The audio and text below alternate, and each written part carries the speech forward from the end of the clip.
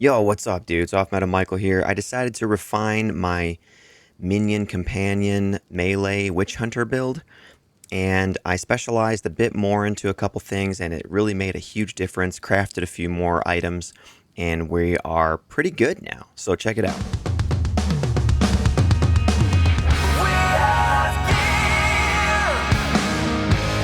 Okay, just quick explanation before you see what's going on. For melee, we have Primal Strikes. Primal Strikes is way better if something is shocked when you're attacking it. So Frozen Mandibles ignites all enemies and shocks all enemies, and he does that really consistently. We have a second companion, and the Werewolf companion, he's strong. Extra fire damage, extra lightning, periodic lightning explosions, and he gets Immolate here. We've got everything in here for more damage and attack speed for both these guys. I've got Recoup on Frozen Mandibles so that when I take damage, he takes some of it, and then I recoup. Pretty sweet. And then I also have Leap to get around a bit more. I can gain extra damage by casting a Gas Arrow. That Gas Arrow gives me 30% extra damage as Chaos from my Sniper there. And the harmony between all of that is really fun. When things get too hot to handle, I do have Lightning Arrow on swap. I do have Lightning Rod, I do have the Tornado, and I can shoot all these things off and take care of Abyss and all that, and it's no problem. We do have Barrage as well, so I can just like lay all that down, get things going really quick like this, and that will absolutely decimate the Abyss monsters that give melee such a hard time in this league. The other thing I should mention is that we are also using Voltaic Mark for clear, and this is really, really good, dude. Voltaic Mark with some really strong damaging companions. It basically is like if your companions could kill stuff and just corpse explode everything around them. It's so good. With Witchhunter Ascendancy, with Zealous Inquisition, and Culling Strike, we're so strong with this combination of Voltaic Mark and melee and range capability. I'm like really loving this style. This hybrid build is pretty fantastic, and our survivability has gotten so much better with a couple upgrades to our gear. Where evasion is sitting at 34%, 31% armor. We're almost res capped. I gave up a little bit of cold res just to kind of fit in a bit more damage on one of my companions. And then we do have 46% of damage taken from Mana Before Life. And then we also do have a 26% chance for deflection. So not bad on the defensive end either, and we're a lot tankier than it looks like we should be. Whoa. We took a hit. Oh boy. Amazing how we're tanking some of that. Like that. Oh. Oh boy. So much damage. And then in addition to that, there is also the Sorcery Ward, which gives almost 3,000 Elemental Guard. And the reason that the armor and evasion still being at about 30% is significant is because we've taken the double companion node, which demolishes our defenses, 30% less defenses, and Sorcery Ward is 35% less armor and evasion. And I made all the gear for this character. You know, I saved like tons of bases and stuff, recombinate, you know, use the homogenizing Regal Orb with a perfect Regal Orb and all that stuff to get like really good bases going. And a lot of these crafts aren't so bad when you know how to use some of those things. And I think that my builds are SSF viable and off meta. And I really thought the game would be more like this and less zoomy blasty, you know, where you can't see anything. I really thought it would be more like how I'm kind of playing it. And this is what I enjoy. I enjoy like being on trade, using the currency exchange when I kind of need it, but then really just solo self-found for kind of the rest. I wanted to mention something about Frozen Mandibles. Like, he is the go-to cocaine ant for minion builds, and he's also the go-to companion for most other ones. There is like a wasp-looking one that's not bad, but the reason is because he's so fast, he keeps up with you, and he just has the most damage. Like, it's really hard to find another companion that can compete with him at all. So what I'm afraid of is that GGG is just going to nerf Frozen Mandibles into the ground, and then there won't really be a companion you could use, you know, in his place.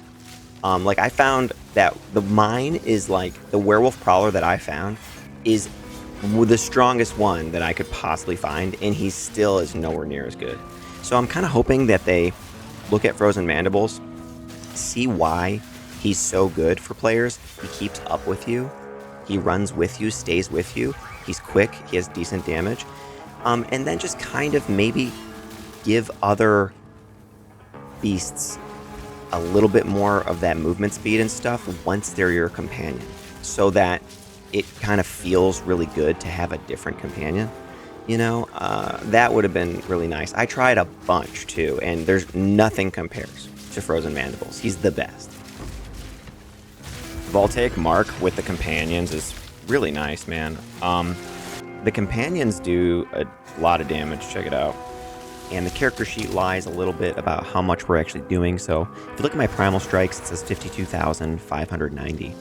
Now, because of Unholy Might and this lineage support that's on the sniper, this one, Kurgle's Leash, if I cast that, it goes up to 68,000, 16,000 DPS increase. That is a lot more damage, and then also these ancestrally boosted attacks, my first attack and my last attack of this strike, do not show up in the character sheet, and it's also not showing the rage that I'm going to be getting while I'm attacking. So this 52,000 here is actually a lot higher, even once I'm doing everything, you know. The other thing too is that you have to add on top of that now the damage from Frozen Mandibles, which is DPS 28,000, because I have Upwelling 1 in Herald of Thunder, and I have Upwelling 2 in my Purity of Lightning Scepter. That's an 80% increased damage modifier, so it says 28,000 DPS, but watch when my mana dips a little. Now it's 32,600. So he gets a nice little damage buff for that as well. So then you have to take into account the damage that I'm doing that's not showing up on the character sheet for Primal Strikes, but then also the DPS that Frozen Mandibles does, which is like 32,600, and the DPS on this guy, which is about 10,000 as well. And then you also have to take into account the fact that Primal Strikes gets way more damage on the spirits in the final strike. That was the normal strike of Primal Strikes here is reading damage per second, 52,000 here. When I cast this, it's saying 68,000. The Spirit Strike says 127,000. Okay, and then that also doesn't include any of the clear that I get from Voltaic Mark, which has its own 32,000 average damage per use. And that doesn't also include my Zealous Inquisition for corpses that explode, or the Culling Strike threshold when they're, you know, which I've enhanced quite a bit with these other nodes here for Culling Strike. So I just want to say that, like, the damage here looks okay, but it's actually a lot higher than that 52,000. So this was a really common occurrence for me this league. Just lagging, freezing, the graphics getting messed up. The visual clutter was made worse by some of those things. And just check this out, man. Like, there's like almost nothing I could do about this.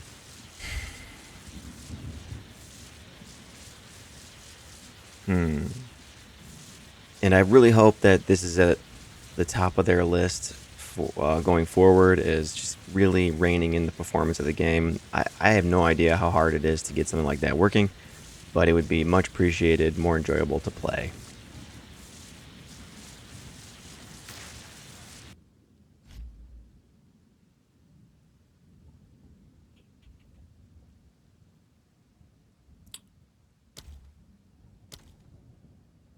We lagged and died. Okay. Alright, here we go. If I mark him, our shock is actually better. Here we go with Primal Strikes. I can cast Gas Arrow and get more damage as Chaos. And look at us go. That's right, buddy. We're somehow getting lucky on either deflections or whatever, I don't know.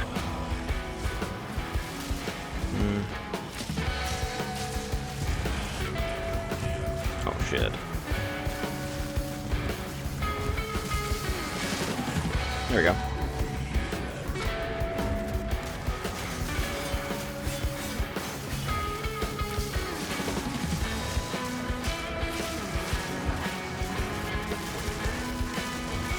There's the lightning arrow combo right there. See?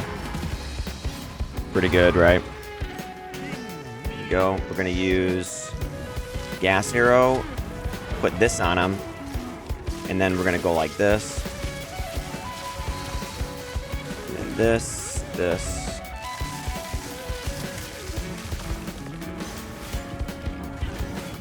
Okay, so he's heavy stunned, so now we'll just do this again. Wasn't too bad. I kind of, I probably should have just waited a little bit and then just ran the whole rotation. All right, level 80 map. We've got 2 companions and we have a skeleton. Look at this. They're wrecking shit. Now, Abyss. What I have for Abyss is I do have Lightning Arrow on swap because the Abyss can be pretty overwhelming on melee sometimes. And we'll go through a lot of the defensive stuff too. Okay, so Lightless Void, level 81. Voltaic Mark. Now the Abyss is kind of a melee stopper in this league. You know, it can be really rough on melee, as I found, because I played melee this entire league for all my characters. So I caved and just threw Lightning Arrow on swap with an Obliterator bow that I crafted, and it's really good. Like it's so strong. I did the lightning rod thing as well. I just wanted to try it, you know.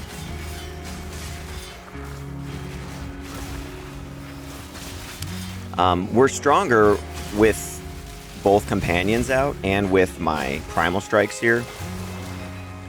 But when things get too hot and we have to just back up, you know, I just back up with the bow and just shoot them. Bam, that was sick. So this build is what I've been wanting to make for a long time. Here we go, like this dude here. Yeah, not even gonna mess around. Not even gonna try.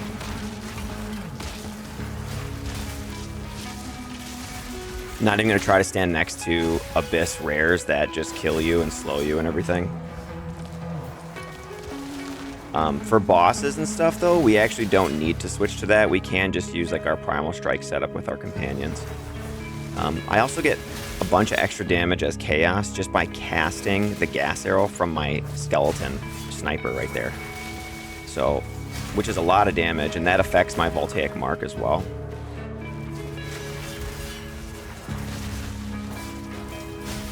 Double Voltaic Mark is what I'm using to help clear. Alright. Okay, here's the tree. So I changed up all the jewels. Before I had some minion jewels to try to boost all the minions that I was adding to the build, but now we're just primarily the companions, you know. So here's the jewels.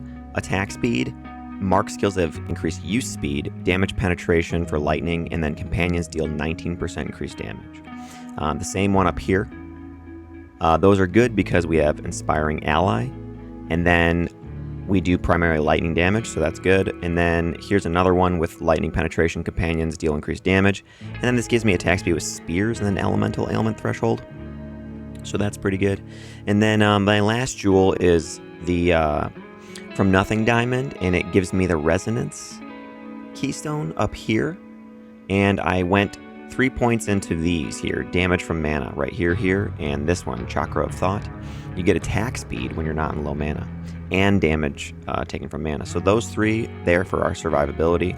That was helpful. And then we have all the companion nodes, like all these ones over here. You get defense and damage by taking these for you and your companions. You lose 30% of your defenses by taking 2 companions, and I lose 35% armor and evasion by taking Sorcery Ward. So it's really important to grab all of the defense nodes that are on the tree for companions and stuff, like this, 10% increased defense while your companion's in your presence. Other than that, we just have some like defensive stuff here too, like evasion, armor evasion.